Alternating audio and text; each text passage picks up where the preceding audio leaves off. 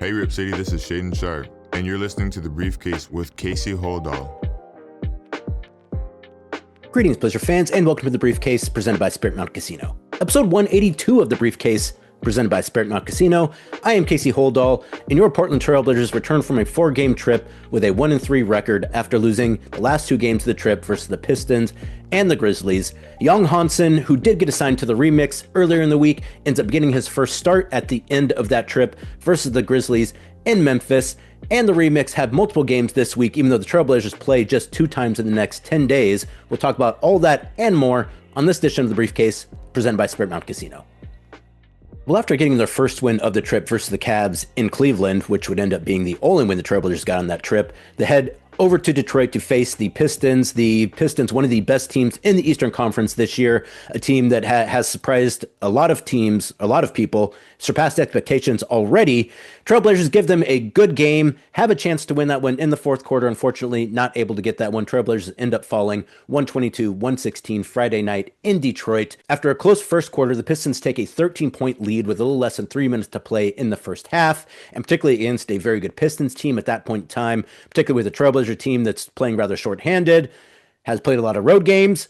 You figured that might be about the end of it for the Trailblazers. Was not the case. Blazers do end up outscoring the Pistons 13-7 to close out the first half and go into the intermission trailing just 65-58. Could have been much worse after going down by as many as 13, as I mentioned, in the second quarter.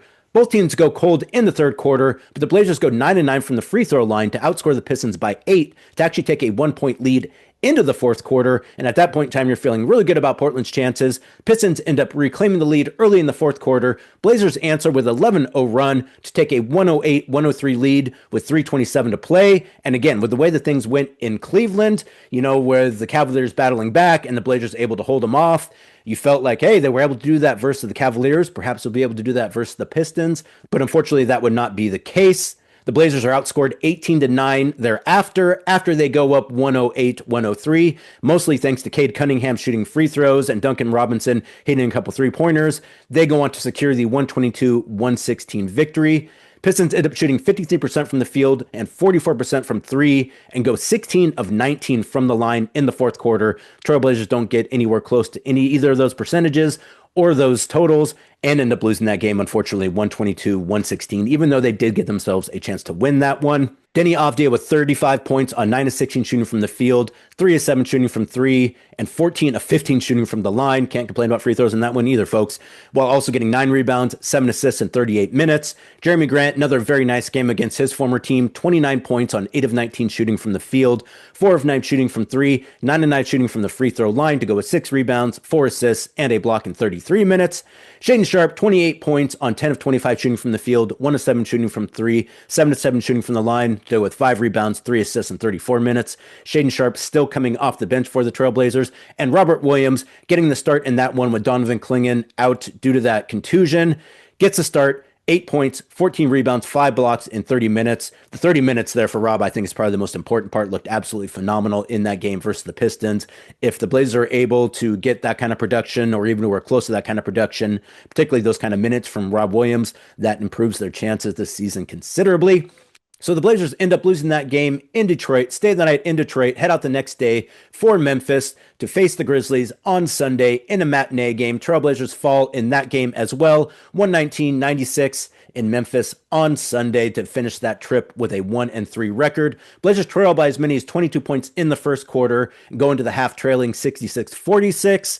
The one bright spot for the Trailblazers, they open the second half on a 16-1 run that cuts Memphis's lead to 62-68 with a little less than 9 minutes to play in the third quarter. So the Blazers really go out hot to start the second half, able to get themselves back into the game. But a rally like that tends to take it out of a team, as it did for the Trailblazers. That's why you can't get down that many points early in a game. It makes it very difficult to come back, particularly when you're on the road, particularly at the end of a trip, and particularly when you're missing 7 players due to injuries. And that was the case for the Trailblazers versus the Grizzlies. Grizzlies take Portland's best shot, but then push the lead back to 14 by the end of the third quarter. Grizzlies go up by as many as 26 in the fourth quarter to come away with a 23-point win. Jeremy Grant in that one, 21 points, 7 rebounds, 3 assists in 32 minutes.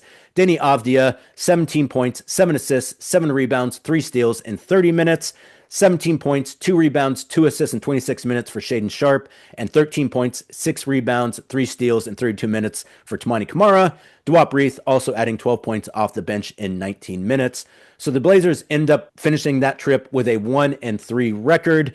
And I would say in that Memphis game as well, obviously they were able to come back in the third quarter was great to see, but they just look tired at this point. I think particularly a guy like Denny Avdia, I think is probably about gassed at this point. The way the Blazers play, trying to get up and down on both sides of the floor, that's difficult to play if you have all of your players available.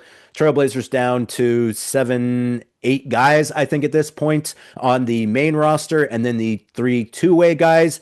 So really kind of running on empty right now for the Trailblazers, which is why it's so great that they play just 2 games. I think in the next 10 days, they face the Pelicans in New Orleans on Thursday, which is unfortunate because that means they'll have to get on a flight and fly nearly cross country to go to New Orleans to play 1 game. But at least they get those days off. And then they host the Warriors on Sunday at Moda Center, and then have another couple days off before a extended homestand, or for be continuing an extended homestand. So the Trailblazers a chance to catch their breath, chance to heal up. You would hope that during this stretch where they have just these 2 games over the next 10 days, that guys like Drew Holiday, guys like Matisse Thybulle may be able to get back into the lineup. I'm guessing a guy like Scoot Henderson, who has not yet played this season. We haven't really had an update since the last update about Scoot, which was really just saying that we would get an update when he's able to return to basketball activities. We have not gotten that update yet, so I don't think there's really any reason to believe that Scoot is especially close to returning right now. Drew Holiday, though, and Matisse Thybulle, I think it's fair to say both those guys are probably getting fairly close. Matisse actually, I believe, went on that last 4-game trip, which is usually a good sign. Donovan Clingan, I don't think that injury is that serious, though. It has kept him out of a couple of games at this point. So I'm guessing maybe he got some treatment, or maybe some additional imaging once the team got back to Portland, though usually you can do that on the road anyway. So there wouldn't be a reason why they'd wait to get back to Portland to do that. But you would hope that he's able to get back to the lineup here sometime soon. Again, Blazers don't play again until Thursday, so plenty of time to rest up before that. Rob Williams came down with an illness in Memphis, so you assume that by the time the Blazers are back to it on Thursday, that Rob will be ready to go. But so, we don't, obviously, Dame not going to come back. Blake Wesley not coming back, at least anytime soon. Scoot Henderson, no real update on that, which would lead you to believe that he's probably not coming back anytime in the next week, 10 days. But I do think both Drew Holiday and Matisse Thybulle are probably getting a bit closer. So fingers crossed that both those guys will be able to return sometime in the not too distant future. Obviously, as I mentioned, a lot of time to practice, a lot of time to get some rehabilitation in over these next week and a half. So the Trailblazers hopefully able to take advantage of that, both in terms of getting some practices in and hopefully getting some players back from injury. Well, the other noteworthy thing about the game versus the Grizzlies in Memphis on Sunday was that Young Hansen got the first start of his career. Young had been going back and forth between the Blazers and the Remix up to and including on this trip. I think a lot of us assumed he was probably going to stay with the Remix for a little bit, but injuries changing that. Obviously, Donovan Clingan not able to play. That bumps everyone up. And then Rob Williams comes down with an illness. And also, to Rob, you just don't want to have to throw a ton of minutes at Rob if you don't have to. So they took a little bit of a chance, I think, with sending Hansen down to the Remix. And really not a chance because, you can get around. The Trailblazers are able to get players to and from fairly easily. But I'm not entirely sure if they would have sent Hansen to the Remix if they had known that they were going to need him in Memphis. But nonetheless, gets his first start versus the Grizzlies with both Donovan Clingan and Robert Williams out for that game. On December 3rd, Hansen played 5 minutes in Portland's 122-110 victory versus the Cavaliers in Cleveland. First thing the next morning, he boards a flight to Chicago and then a flight from Chicago to Portland to join this Rip City Remix that same day.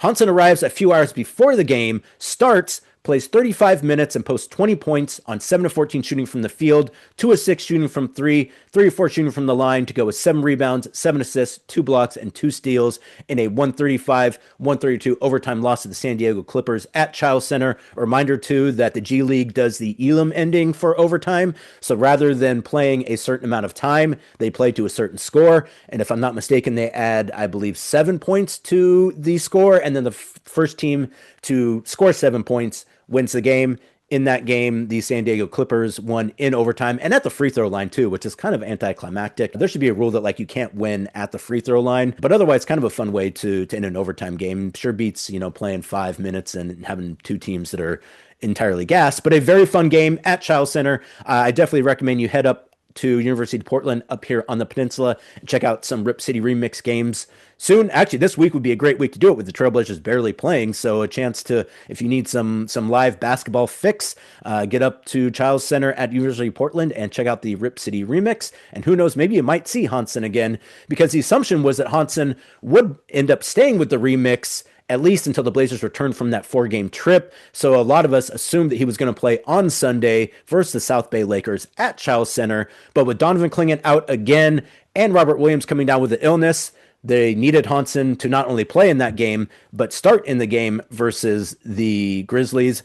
So with Donovan Clingan out versus the Pistons on Friday, that left only Rob Williams and Dwop Reith to play center versus the Pistons. So after losing to the Pistons, the Trailblazers recall Hansen that night. He joins the team in Memphis. Good thing he did too, because with both Donovan and Rob out, needed Hansen to start in that game.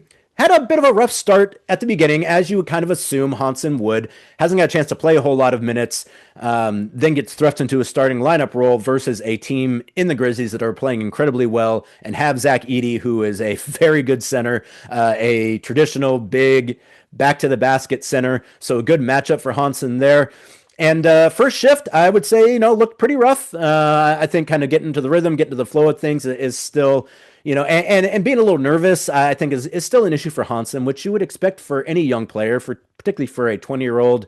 Language barrier, kind of not getting to play a whole lot of regular minutes anyways. So it's a little hard to kind of get in and out of the lineup. So first shift, a little bit rough, but you can tell as the game goes on, and we've seen this from Hansen every single time he plays extended minutes.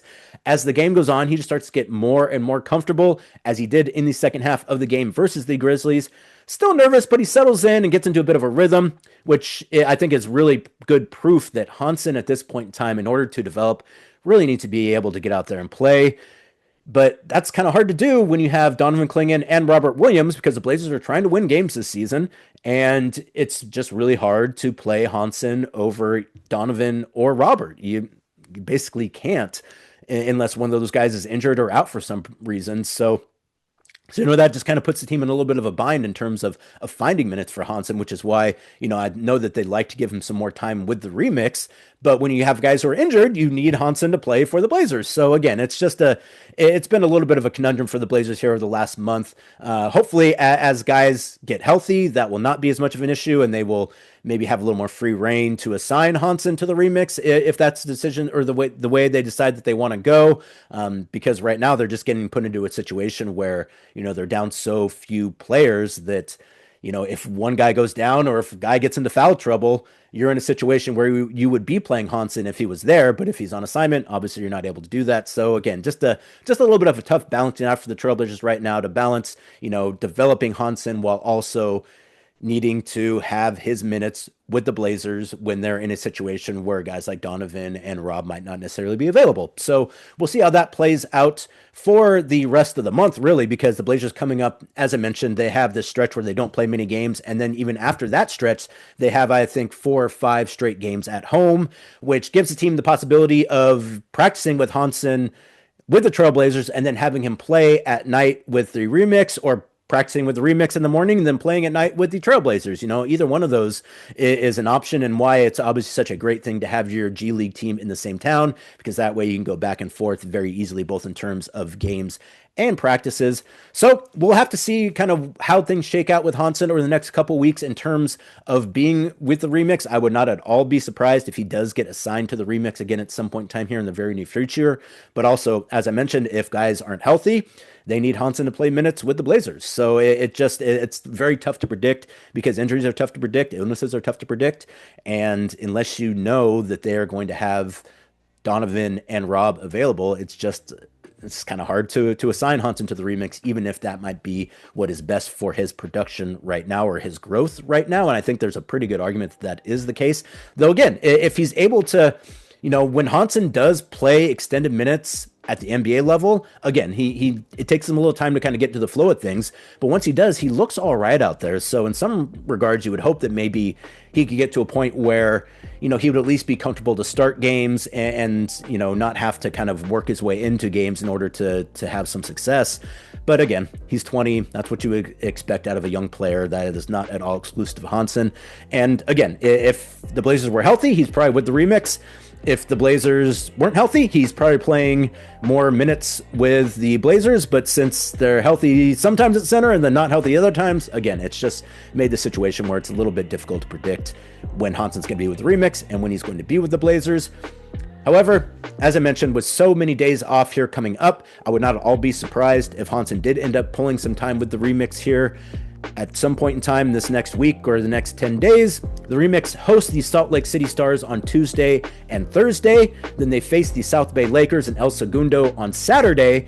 And then they host the Stockton Kings on Monday, December 15th and Tuesday, December 16th. Would not at all be surprised if Hansen, as I mentioned, practiced with the Blazers when they have practices and then played with the remix. But again, we'll have to see how that shakes out. I think everyone agrees at this point that the best course of action is to get Hansen as many game minutes as possible. The question is really just what is the best way to go about finding those minutes for Hansen, either with the remix or with the Blazers.